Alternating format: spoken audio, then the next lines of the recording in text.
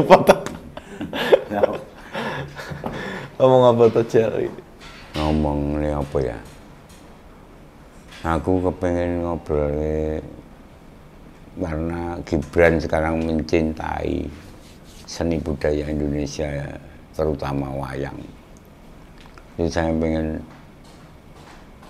pengen apa sedikit ada ulasan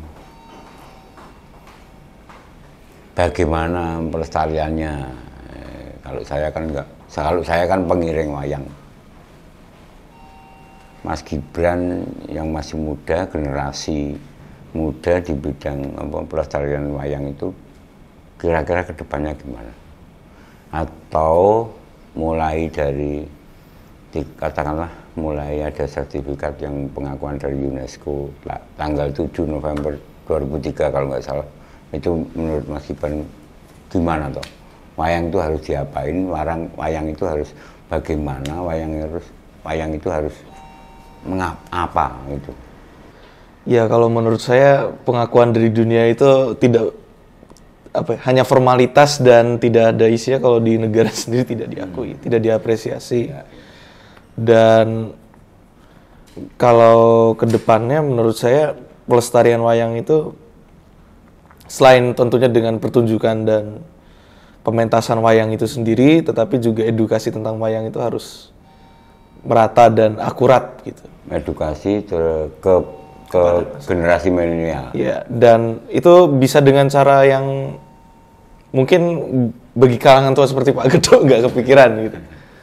Misalnya komik sudah pernah ya, tapi mungkin bisa dikemas dengan seniman komik Indonesia kan cukup banyak ya.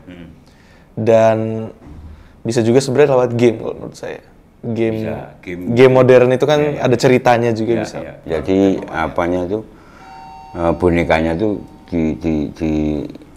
diambil dari tokoh pewayangan gitu. Ya bisa seperti itu atau cerita wayang misalnya Mahabharata tetapi dibuat jadi RPG. Ya berarti inovasi masukan Mas Gibran ke depannya seperti itu kan. Tetapi kan serangan teknologi ini, jajahan teknologi yang dijajah teknologi ini kan lebih duluan. Jadi anak-anak yang sekarang main kalau nggak gambar itu nggak mau itu. Nah itu untuk mengantisipasi supaya bisa digantikan dengan tokoh wayang-wayang itu bagaimana itu? Enaknya kira-kira atau pemikiran generasi Mas Gibran yang dikatakan generasi milenial ini bagaimana? Biar nanti adik-adikmu itu wah, gambarnya wayang wae ini. Bukan Popeye, bukan apa yang itu. Ya, itu sebenarnya lagi-lagi peran orang tua ya. Betul. Betul. Tidak mengesampingkan peran orang tua. Dan sebenarnya teknologi itu diberikan ke anak kecil itu kan juga sebenarnya ada batasan umurnya. Ya, betul.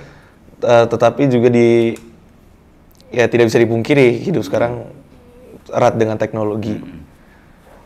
Ya, dengan cara sebenarnya sejak kecil itu secara subconscious atau disisipkan dalam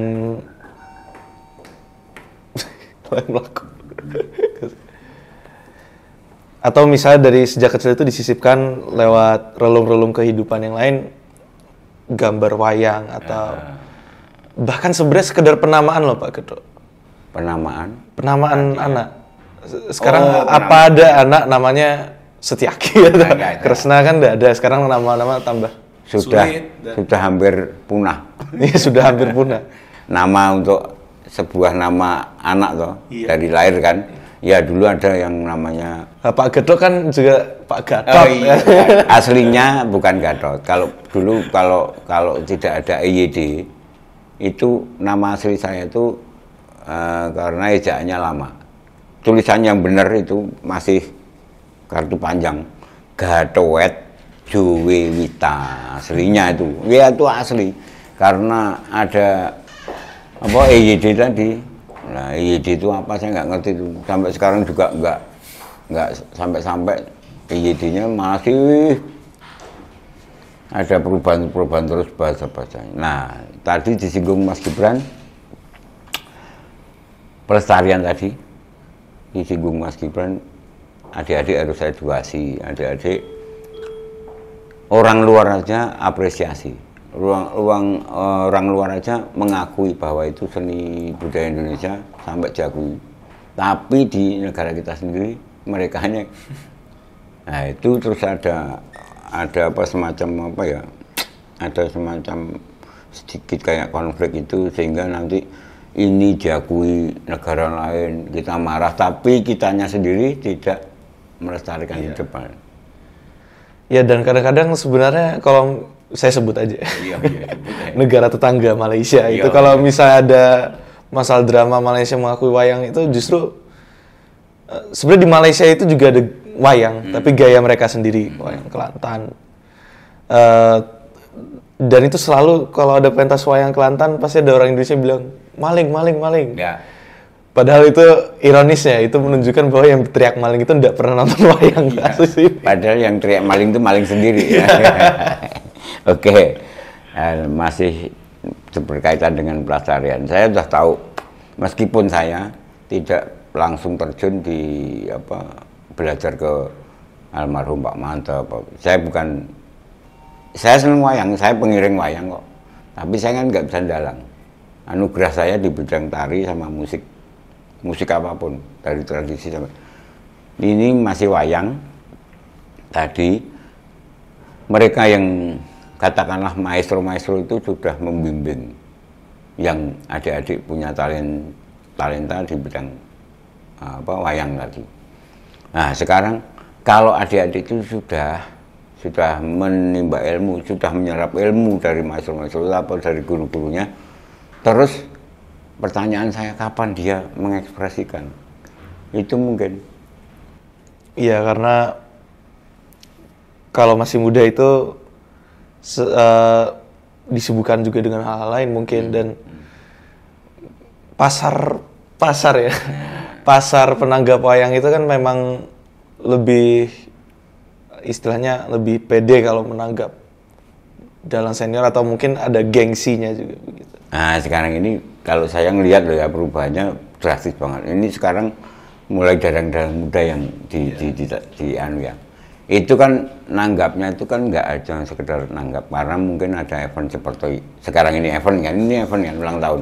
Tapi yang paling tidak, kira-kira Mas Gibran sebagai dalang muda itu ada nggak seorang orang kita ini yang peduli, bukan hanya nanggap tok loh. Nanggap tok itu dalam tanda kutip mungkin dia hajatan. Kalau pastinya peduli lah. Susah ya untuk bilang iya atau tidak. Pasti ada. Secara organisasi, secara resmi ya, kita tahu lah Pepadi misalnya. Ya. Tapi kalau secara individu yang ada itu sangat sulit. Begitu. Kadang-kadang orang yang punya gamelan nggak boleh ditutup, nggak boleh dipakai untuk latihan misalnya begitu. Atau wayang dijual saja begitu. Ya kalau dari saya pribadi, apakah ada yang peduli? Ada, tapi saya sulit untuk menamainya. Oh gitu. Kira-kira yang bisa mayungi atau melindungi wayang untuk biar berkelanjutan ke depannya siapa?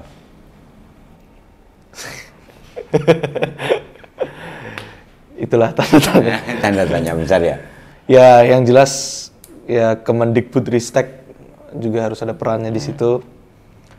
Tetapi sebenarnya nomor satu itu menurut saya juga peranan orang tua. Orang tua, ya. Ya, kalau di press anaknya untuk harus jadi pengacara, harus jadi dokter. Nah, ya itu. Ya, itu. Pandangan orang tua itu ya salah. Berarti orang tua itu enggak. Seorang dalang atau seorang. Orang tua itu belum bisa menerima bahwa anak itu nantinya akan mandiri, punya keahlian masing-masing, anugerah dari Yang Kuasa. Itu biasanya tuntutan orang tua. Padahal itu kelihatan anaknya pinter, talentanya pinter gambar itu anugerah loh. Aku aja nggak bisa gambar, Mas Gibran mungkin, saya nggak bisa dalang, Mas Gibran kok bisa. Padahal ya kan? Harusnya bisa menyamai atau paling tidak bisa mengikuti, tapi kan enggak. Nah itu tuntutan. Ya, saya malah melihat orang tua Mas Gibran malah senang saya. Mas Gibran ambil inisiatif sendiri, ini aku seneng ini. Nah, lalu malah didorong itu seneng. Nah, itu ada orang lain, orang tua yang lain belum tentu begitu. Nah, itu. Pengennya anaknya jadi insinyur. Satu dokter, pasti dokter, insinyur, atau apa tuh, jaksaan, apa pengacara itu. Padahal belum tentu. Itu kan anak itu kan milik yang kuasa semuanya, karena diciptakan. Oke, mungkin kedepannya wayang bagaimana, Mas? Ya, menurut saya kedepannya, kalau saya lihat di kalangan pelaku wayang, Ya. ada ketertarikan untuk mengulik gaya-gaya yang sudah mau punah. Ya. Mungkin ini saatnya untuk gaya-gaya yang sudah mau punah itu untuk bangkit lagi. Intinya yang penting ada kepedulian ya dari masyarakat atau instansi gitu ya. Iya. Supaya ini berkelanjutan ya, melestarikannya. Dan juga menurut saya ke depannya itu akan ada wayang-wayang kontemporer, tetapi menurut saya yang tradisi juga tidak akan kemana-mana. Ya, asalkan tidak meninggalkan akarnya kan. Boleh di kontemporer, boleh di sampai inovasi, pengembangannya sampai di mana. Yang penting akarnya nggak hilang. Gitu.